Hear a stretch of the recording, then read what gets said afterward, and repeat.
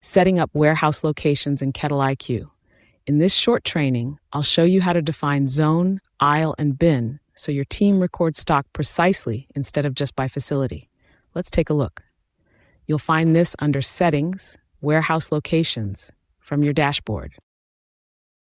This page defines the physical storage locations your inventory actually lives in, zone, aisle, and bin, so your team can find and record stock precisely instead of just by facility. Select the facility at the top, then click Add Location. Enter the zone, aisle, and bin identifiers exactly as they're labeled on the floor, since your team will be matching these to physical signage during picks and counts. Choose the location type: cold storage, dry storage, staging, or finished goods. The location type lets me apply the right rules, like temperature-sensitive items only being assignable to cold storage.